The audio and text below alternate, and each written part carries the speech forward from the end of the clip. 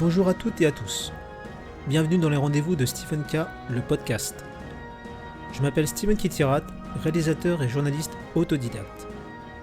Depuis 2016, j'ai rencontré des personnalités hors du commun et je suis ravi de vous faire partager ces échanges.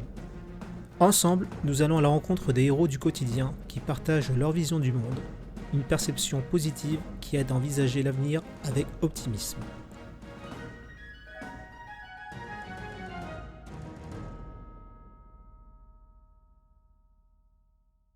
Bien, bonjour Thomas.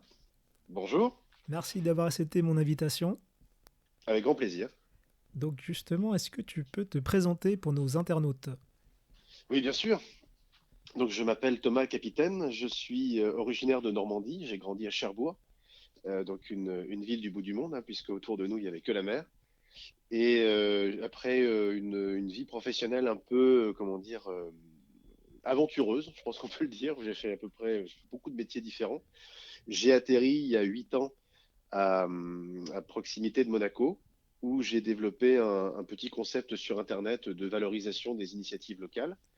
Donc qui a bien fonctionné pendant quelques années. Et en 2018, j'ai arrêté cette société et j'ai décidé de me consacrer à quelque chose qui me tenait beaucoup plus à cœur et qui me permettait de m'investir pleinement, comment dire, en rapport avec mes convictions, c'est-à-dire une expédition pour la préservation et la conservation de l'océan.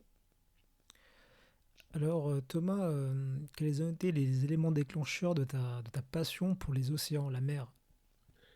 Ben, comme je te le disais, j'ai grandi à Cherbourg et Cherbourg, c'est une vraie ville de marins. D'abord, Cherbourg, c'est une ville aux 5 ports. Il y a 5 ports entre les ports commerciaux, de plaisance et militaires.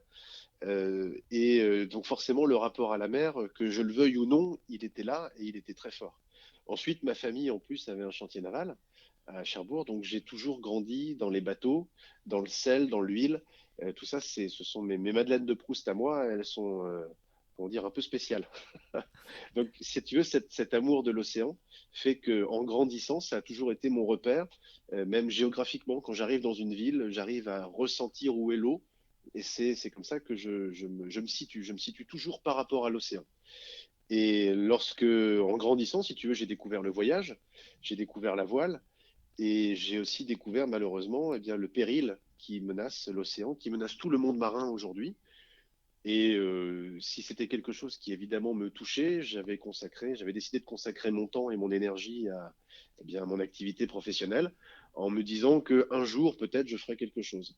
Et finalement, eh bien, c'est la force des choses qui m'y a contraint, puisque lorsque j'ai fermé ma société en 2018, eh bien, j'ai fait ce choix de m'y consacrer pleinement. Et aujourd'hui, voilà pourquoi je me consacre à cette cause qui est la cause océanique. Est-ce que tu peux nous raconter en quoi consiste le projet Thalas Océan? Bien sûr. Alors, l'expédition Thalas, ça consiste en une navigation autour de la planète, entre les tropiques, pardon, une navigation intertropicale, à la rencontre de ce qu'on appelle les héros des océans. Donc, ces héros, eh bien, ce sont des entités. Donc, ça va être des entreprises, des scientifiques, des associations, parfois même des particuliers, qui ont tous en commun d'avoir une action bénéfique, soit pour la préservation, soit pour la connaissance de l'océan. Et pour donner du sens à ces rencontres avec les héros, eh bien, nous avons créé 2 programmes. Un premier programme pédagogique, donc qui s'adresse aux enfants, qui a d'ailleurs à ce jour été rejoint par un peu plus de 750 établissements scolaires partenaires, qui sont principalement en France et en Belgique, mais représentés dans 35 pays autour de la planète, ce qui est une belle fierté pour nous. On a une carte des partenaires très très belle. Et l'idée, si tu veux, c'est qu'à chaque fois que nous allons rencontrer un héros, nous allons faire une première vidéo de présentation de l'action de ce héros et de la mécanique océanique qui est en jeu ici, donc à l'intention du grand public. Et très spécifiquement, nous allons organiser une émission en direct sur Internet pour permettre à nos partenaires scolaires eh bien, de rencontrer ce héros directement dans la salle de classe pour comprendre, encore une fois, comprendre, ça veut dire aussi se responsabiliser, hein, puisqu'une fois qu'on a la compréhension, qu'on a l'information, eh c'est à nous derrière de décider ce qu'on va en faire. Et cela permettra de créer des relations très fortes entre le héros, l'océan et les enfants. Ça, c'est pour le programme pédagogique. Ensuite, nous avons un autre programme que nous avons appelé le programme ingénieur pour l'océan. où là, nous nous sommes rapprochés d'une quinzaine d'écoles d'ingénieurs en France, donc principalement les écoles polytechniques et centrales, mais également quelques petites écoles d'ingénieurs indépendantes. Et l'idée, encore une fois, est très simple. Lorsque nous allons rencontrer ce héros, nous allons lui poser une question. Qu'est-ce qui vous empêche techniquement aujourd'hui d'aller plus loin dans votre action? Et alors, il va nous soumettre des problématiques techniques, alors qui pourront être de la création d'énergie, qui pourront être de la récupération de matériel d'observation autonome, qui pourront être voilà, très diverses et variées.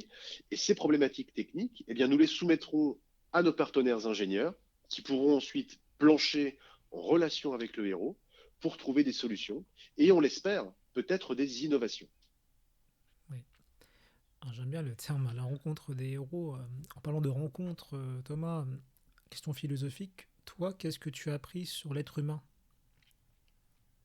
Qu'est-ce que j'ai appris sur l'être humain?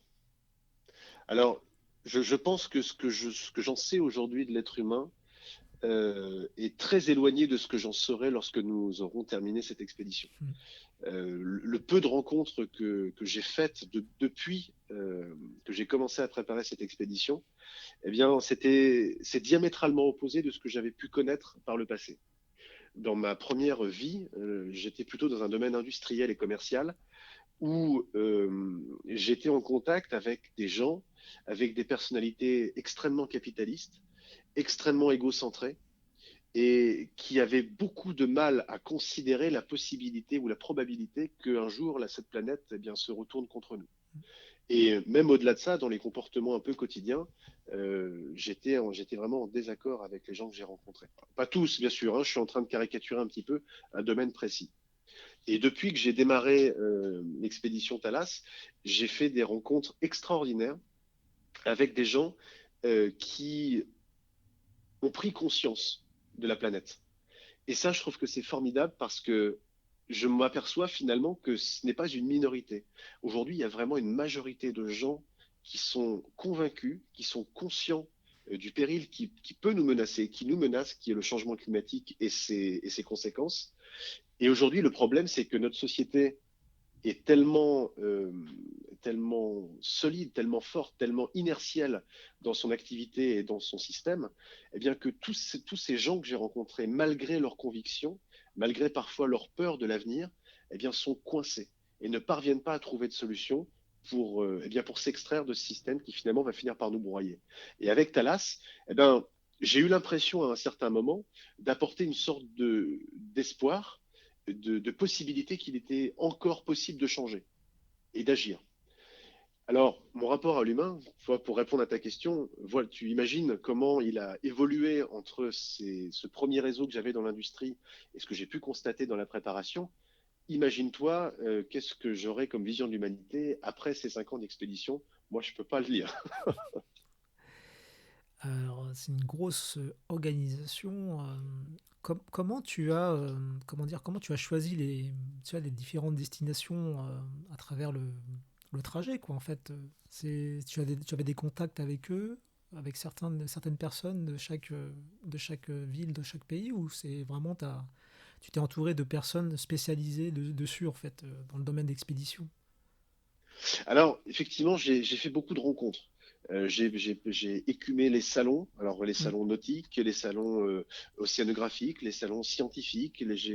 On a la chance sur la Côte d'Azur d'avoir l'Institut océanographique de Villefranche-sur-Mer, à proximité de Monaco, où il y a vraiment un regroupement des scientifiques les plus pointus français sur l'étude de l'océan. Alors, il faut savoir que l'océanographie, ce n'est pas une science à part entière. Tu comprends? Mm. C'est un domaine, comment dire, d'études.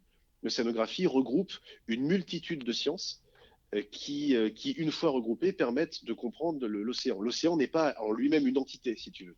L'océan, c'est l'accumulation de multitudes de mondes et d'écosystèmes qui sont tous interconnectés. Et pour les étudier, eh bien, c'est à l'unité qu'on les étudie avec chaque domaine de science. Et lorsqu'on met tous ces résultats en commun, eh bien, on arrive à des conclusions qui concernent l'océanographie. Et c'est ça qui est intéressant ici, et dans les rencontres que j'ai faites, c'est que d'abord j'ai pu comprendre cela, Mm. ça a fait évoluer ma considération de l'océan, et je me suis rendu compte du champ incroyable du possible et de ce qu'il reste à découvrir. Et ça m'a permis aussi de structurer comment dire, l'expédition. C'est en découvrant qu'effectivement ces mondes étaient encore à découvrir, étaient encore en train d'être découverts, que j'ai eu l'idée de rencontrer les héros. L'idée, tu as compris, hein, c'est que chacun de ces héros aura un domaine d'action très spécifique sur l'océan. L'idée, c'est pas d'aller voir 50 associations qui ramassent les déchets plastiques sur les plages. Ça n'aurait aucun intérêt. Le but, c'est d'aller voir 50 actions différentes qui chacune mettent en exergue une problématique océanique ou une mécanique océanique précise. Et ça va permettre d'avoir justement ce point de vue avec du recul pour comprendre la complexité de l'océan et ses diverses implications dans les changements climatiques et dans la régulation de la planète. Alors, pour déterminer les héros, là, je vais te surprendre peut-être, mais aujourd'hui, on n'en a pas défini beaucoup. Et je vais t'expliquer pourquoi. Aujourd'hui, on prépare l'expédition depuis la France, on a un bureau avec Internet. Si moi, depuis mon bureau avec Internet, j'ai la possibilité de rencontrer ces personnes directement sur les réseaux, quel est l'intérêt de monter une expédition pour aller à leur rencontre? Puisque finalement, on pourrait se faire des Skype et faire un gros travail. Le but, si tu veux, c'est au contraire d'aller voir ceux qui agissent dans l'ombre, ceux qui aujourd'hui n'ont pas forcément de moyens, n'ont pas forcément de notoriété, mais qui pourtant ont identifié des problèmes et mettent leur énergie à la solutionner. Je vais te donner deux exemples assez concrets. Le premier, c'est un Polynésien. Donc, tu n'es pas sans savoir qu'en Polynésie, une fois que la Polynésie a été colonisée, la culture polynésienne, qui était très forte, les traditions et les cultes polynésiens ont été spoliés. Hein, on leur a interdit de pratiquer ces cultes au profit des religions occidentales. Aujourd'hui, il y a une vraie conscience polynésienne de cette richesse culturelle et de cette richesse patrimoniale qui est vraiment viscérale dans le cœur des Polynésiens. Eh bien, aujourd'hui, tu en as un qui parcourt les îles de Polynésie et qui prêche, en quelque sorte, c'est pas un joli mot, mais qui va convaincre les enfants et les adultes de ne plus manger les tortues. Alors tu vas me dire, c'est anecdotique, ça va représenter quoi des séries de sacrificiels de tortues, c'est peut-être ridicule. Oui, mais c'est extrêmement puissant et symbolique. Ce type va à contre-courant de sa culture qui a été spoliée à son peuple et qu'ils sont en train de se réapproprier. Eh bien, lui va à contre-courant de ses émotions puissantes pour préserver l'environnement et pour préserver un écosystème. Eh bien, tu vois, ce type-là, son action, elle est très symbolique, elle est très ciblée. Mais qu'est-ce qu'elle est forte! Tu te rends compte des valeurs que ce type produit? Eh bien, ça, c'est pour moi typiquement le héros. C'est quelqu'un qui va parler aux enfants, qui va s'adresser à finalement notre conscience propre plus qu'à une problématique globale. Et c'est justement en s'adressant à nous personnellement et sur des points de détail, eh bien que derrière, on peut se responsabiliser, pardon, et avoir des choix citoyens eh bien, qui seront mesurés par rapport aux conséquences qu'elles représenteront. En tout cas, je m'y Et un autre, reconnais bien dans ta définition du héros. C'est vrai que c'est vraiment le héros comme on l'entend quand on est enfant, quoi. C'est ça tu qu'on vois, cherche, ça qu'on veut, c'est quoi. pas mal, hein. Exactement. Alors, je vais donner un autre exemple et tu vas voir celui-là, il est beaucoup plus, comment je pourrais dire, il va amener à réfléchir. C'est un Indonésien. Alors, je ne sais pas si tu le sais, mais en Indonésie, il y a eu un boom, un peu comme au Vietnam, sur les technologies, et ce sont devenus des bassins de développement Internet. D'accord. Donc, tu as des groupements énormes, c'est des freelances que tu peux retrouver sur différentes plateformes, et tu peux, passer par les services de ces free pour développer des sites Internet, faire du design ou développer des applications mobiles. Bon, cet Indonésien, il a grandi dans un petit village de pêcheurs au sud de l'Indonésie, dans une petite île. Et il est parti faire ses études, il est devenu développeur d'applications mobiles. Et lorsqu'il est rentré chez lui, eh bien, il s'est aperçu, bon, il le savait déjà, mais il a décidé d'agir parce que l'économie de la pêche a été extrêmement menacée par les bateaux chinois et japonais, les énormes chaluts qui venaient, qui ont clairement paupérisé la population et les écosystèmes locaux. Donc, il n'y avait plus rien à pêcher. Il a créé, si tu veux, une criée virtuelle qui a permis aux pêcheurs de son village et des villages alentours de se fédérer. Et concrètement, il a créé une petite industrie de pêche locale qui a permis aux pêcheurs de faire équipe et de contrer justement cette surpêche japonaise et chinoise qui venait piller leurs îles, qui venait piller leurs eaux, pour eux avoir une pêche plus responsable, en tout cas plus durable. Alors, tu comprends bien que là, ça pose presque problème. Parce que si on fait ça en France, imagine-toi, on crée des criers en France pour agglomérer les pêcheurs pour avoir des zones de pêche plus grandes. Et tout le monde va crier au scandale, parce qu'aujourd'hui, au contraire, on a plutôt tendance à privilégier les pêcheurs, comment dire, artisanaux, à la ligne, etc. Mm. Oui, mais là-bas, c'est un recul pour une avancée. Ouais. Et bien malgré tout, c'est un héros. Donc il va falloir, l'idée c'est aussi avec ces rencontres avec les héros, de mettre en perspective la considération de l'océan Mm. en fonction bien, des problématiques culturelles locales. Et ce que nous pouvons nous appliquer, nous ne pouvons pas forcément l'appliquer ailleurs dans le monde. Exactement. Et ça va permettre d'avoir un peu plus de recul et d'humilité quant au jugement qu'on peut faire. C'est ça. Aujourd'hui, tu vois, par exemple, quand on pense à pollution, on pense tout de suite à la Chine, on pense tout de suite à des images qui sont extrêmement catastrophistes, qui passent dans les journaux TV, où tu vois des rivières entières de déchets plastiques qui vont ensuite polluer. Évidemment que c'est horrible. Mais qui sommes-nous pour juger, alors que ce sont des problématiques culturelles locales que nous ne sommes probablement pas en mesure de comprendre? Ce recul et cette humilité, c'est aussi quelque chose qu'on veut mettre en avant. Pas parce que ça excuse la pollution, mais parce qu'on ne peut pas appliquer les mêmes solutions partout dans le monde. Exactement. Et c'est un travail honnête quelque part. C'est pas, on se prend pas pour les maîtres du monde, quoi. Et on impose sa vision comme ça à d'autres pays, quoi. C'est, Exactement. ouais. Ça me rappelle un aventurier qui a fait une expédition en Afrique et il était avec un youtubeur aussi. Et il disait à un moment donné que les Africains, ils n'ont pas besoin d'argent, de notre argent. Ce qu'ils veulent, eux, c'est être auto-indépendants. C'est d'avoir leur propre indépendance, en fait. C'est pas ce qu'on nous, on croit pouvoir les aider, tu vois. Ah ouais, c'est intéressant. Et, Qui c'était euh, cet aventurier? alors, il s'appelle Ludovic Hubler. C'est un monsieur C'est qui a une fait, blague. Eh, au Ludovic, c'est mon meilleur pote. ah bah tu vois, bah, j'ai vu, je l'avais interviewé, le monde était encore plus petit là, et je l'avais interviewé et puis c'est comme ça que Eh oui, j'avais, Ludovic de Toine, tu oui, vois, de Michel, mais c'est c'est ça. mon meilleur pote. Et il a fait une vidéo avec un gars, avec un youtubeur, je me rappelle plus de son prénom, je m'en excuse, et c'est comme ça, c'était super intéressant, tu vois, le message. Mais tu vois, c'est quand tu m'as dit quand tu m'as donné la petite citation, j'ai dit, ça fait écho tout de suite là. Exact, hein, tu vois. Mais c'est bien ça. Justement, on parle pas assez de ça, tu vois. On montre plus le côté, allez, il faut sauver les autres et tout, mais c'est notre vision. Mais on n'écoute jamais ce qu'ils veulent vraiment, tu vois. Complètement. Ouais, ouais. Donc, du coup, Je suis bien d'accord avec toi et c'est aussi ce qu'on a envie de mettre, ce qu'on a envie comment dire, de comprendre et hmm, de valoriser. exactement. Alors, une question. Alors, est-ce que tu as un message pour celles et ceux qui veulent réaliser leur rêve, leur projet? Euh, il y en a qu'un. Alors c'est quelque chose que j'avais imaginé, pardon, que j'avais rencontré déjà dans ma précédente vie professionnelle, mais qui plus que jamais est vrai, c'est accrochez-vous, accrochez-vous. La, comment dire, euh, quand on a une idée qui sort du cadre, on est jugé, on peut être mis au banc de ceux qui refusent de sortir du cadre. On peut, euh, on peut comment dire, se confronter à des problématiques qu'on n'aurait pas forcément imaginées. Et moi, c'est vraiment le cas. Depuis qu'on a démarré Thalas, c'est une lutte acharnée depuis maintenant près de 2 ans et qui d'ailleurs a été, a été vraiment, vraiment tumultueuse parce qu'on avait tout réuni pour démarrer l'expédition et le Covid nous a tout fait perdre. Et aujourd'hui, on continue à se battre pour relever l'expédition et pouvoir assurer un départ prochain dans cette période que tu imagines assez complexe. Donc, la seule chose que je dirais, c'est il faut s'accrocher. Mais pour pouvoir s'accrocher, il faut être sûr de ce qu'on veut faire.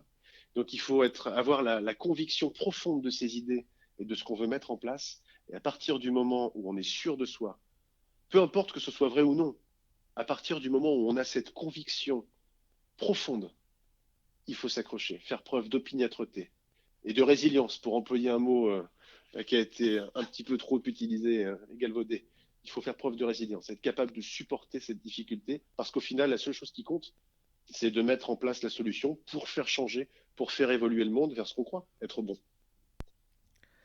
Alors, tu as certainement dû répondre à cette question, mais y a-t-il des personnes qui, toi, t'ont inspiré dans tout domaine confondu, hein? Énormément. Tu vois, on parlait de Patrice Franceschi juste avant. Voilà, Patrice Franceschi, c'est pour moi une source d'inspiration. Bernard Moitessier. Bernard Moitessier, pour moi, est un navigateur absolument extraordinaire, un type qui un jour a dit une phrase au milieu d'une course et c'est devenu une légende. Et cette phrase, en fait, elle a simplement résumé presque l'intégralité de sa vie. Je ne sais pas si tu connais l'histoire de Bernard Moitessier. Non, du tout. Il était dans les années 60 sur une course qui s'appelle la Golden Globe Race, qui était la première course autour du monde, hein. C'est un peu l'ancêtre du Vendée Globe en quelque sorte. D'ailleurs, D'accord.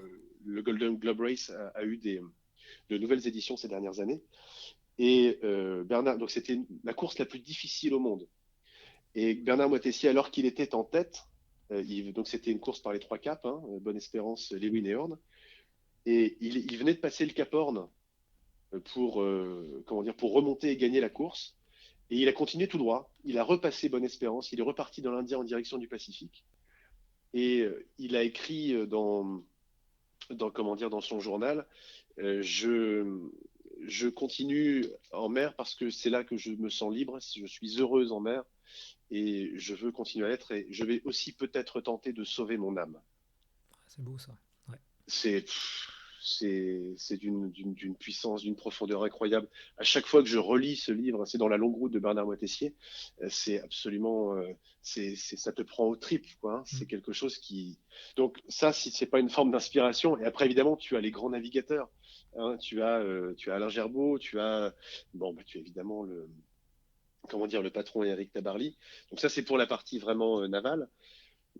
Maritime. Après, dans la partie plus, comment dire, écologiste, environnementale, il y a énormément de courants qui sont aujourd'hui en train d'apparaître et qui m'ont inspiré, plus que des personnes, parce que je suis plus intéressé par les idées que par ceux qui les incarnent, tu vois. Mm. Et il y a beaucoup d'idées aujourd'hui qui me plaisent beaucoup, cette idée du changement, cette idée de.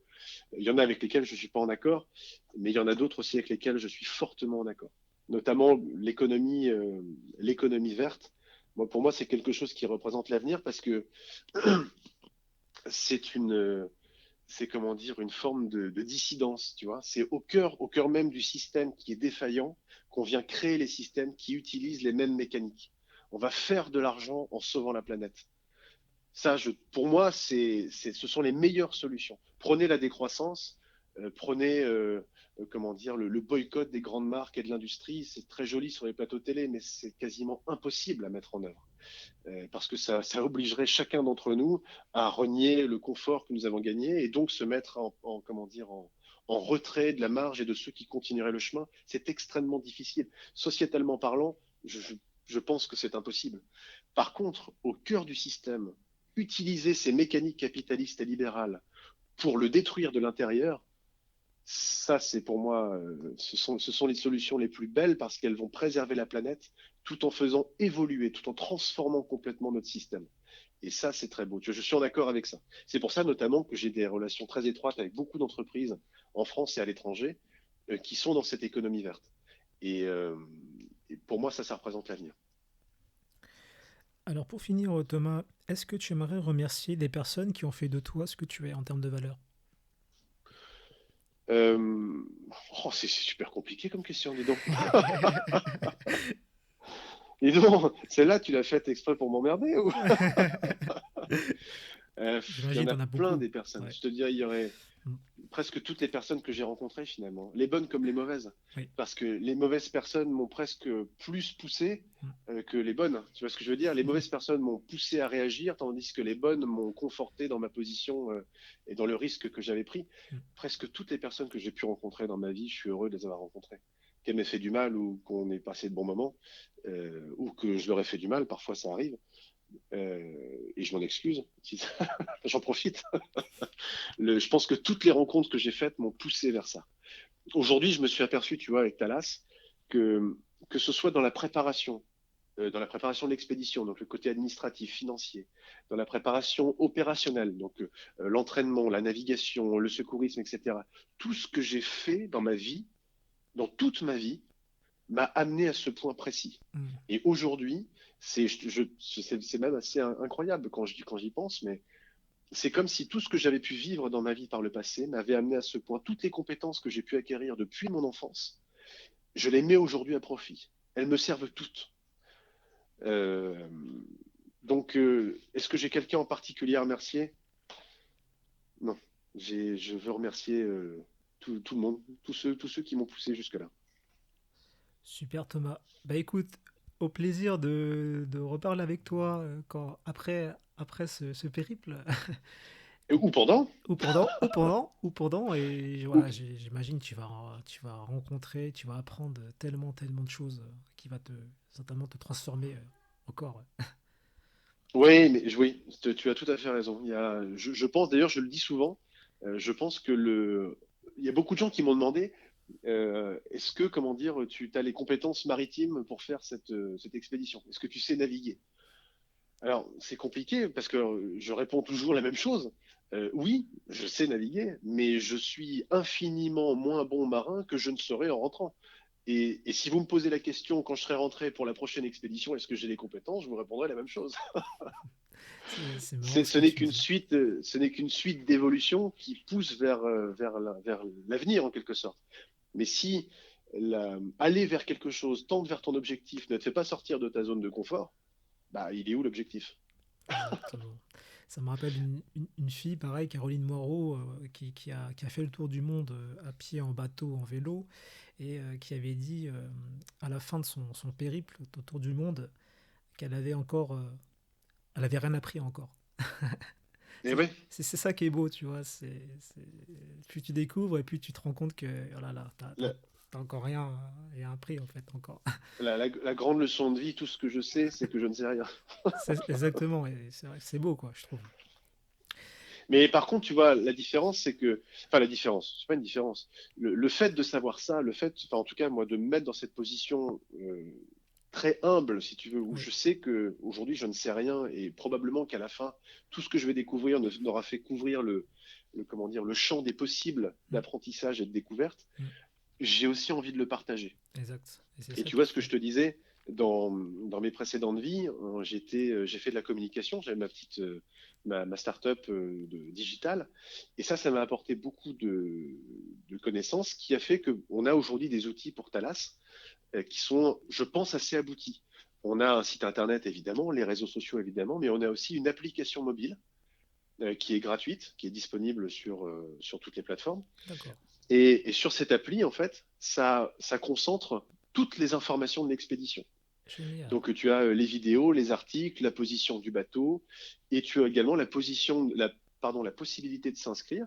Et tous les membres de Thalas qui se sont inscrits eh bien, peuvent rentrer en contact et créer des initiatives locales. Et d'ailleurs, on créera des concours, on créera beaucoup d'interactions entre les membres une fois partis. Génial.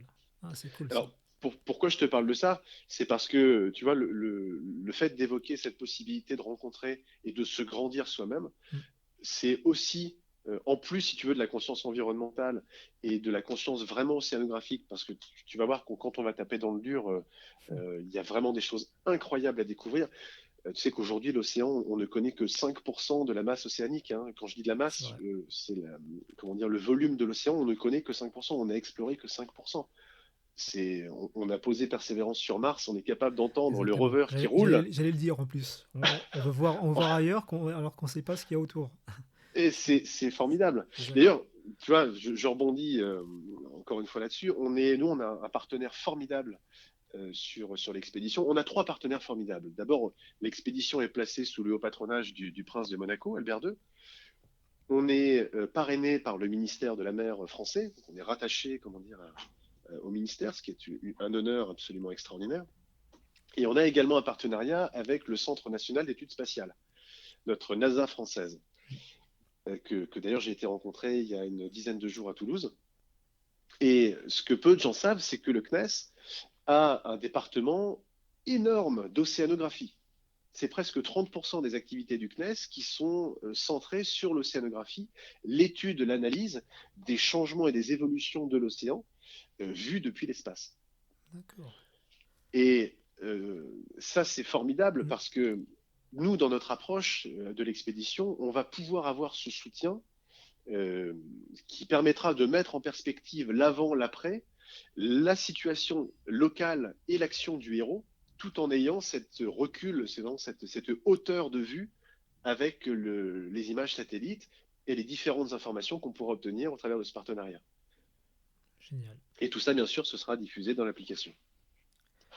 Bon, bah super, hein, Thomas. En tout cas, hâte de suivre tout ceci de près, de loin, hein. Je sais pas comment on peut le dire, mais Eh ben, pas si loin que ça. exactement. Pas si loin que ça. Bon, en tout cas, je te remercie beaucoup, Thomas, pour ton temps, ton partage et pour ce que tu partages et ce que tu vas partager, en fait. Ça va être énorme. Eh ben, un grand plaisir. Je te remercie de nous avoir accordé ce petit moment. J'espère qu'on restera en contact Un grand plaisir. et comment dire, dès qu'on sera en piste, eh bien, je te souhaiterai bienvenue à bord et tu seras le bienvenu quand tu le souhaiteras à bord de Thalas. Avec grand plaisir. Merci, Thomas. Bonne journée. Au revoir.